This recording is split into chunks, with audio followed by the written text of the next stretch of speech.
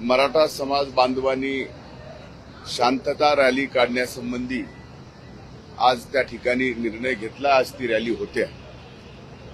मी काल काही वाहिन्यावरती आणि सोशल मीडियावरती पाहत होतो की जाणीवपूर्वक या शांततापूर्ण होणाऱ्या रॅलीला जिल्हा प्रशासनाने परवानगी नाकारली असल्याची अफवा पसरवून काही जण तणाव निर्माण करण्याचा प्रयत्न करत आहेत। ही बातमी पूर्णपणाने चुकीची, खोटी व दिशाभूल करणारी आहे। वस्तुतः जिल्हा पोलीस प्रशासनाने रॅलीला परवानगी नाकारण्याचे कोणतेही कारण नाही, परंतु ही रॅलीला परवानगी 8 तारखेलाच या ठिकाणी दिलेली आहे।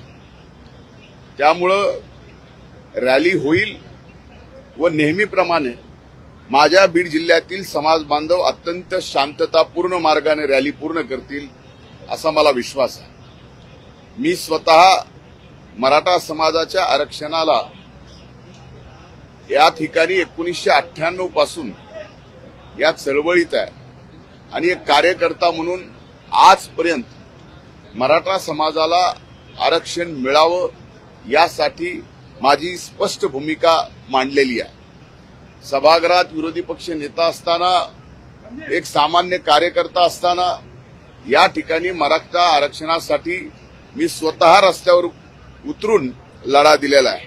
म्हणून कृपया करून कोणीही अशा खोट्या अफवा किंवा समाजात बुद्धिभेद करून सामाजिक सलोखा बिघडवण्याचा प्रयत्न करू नये, ही माझी विनम्र विनंती आहे।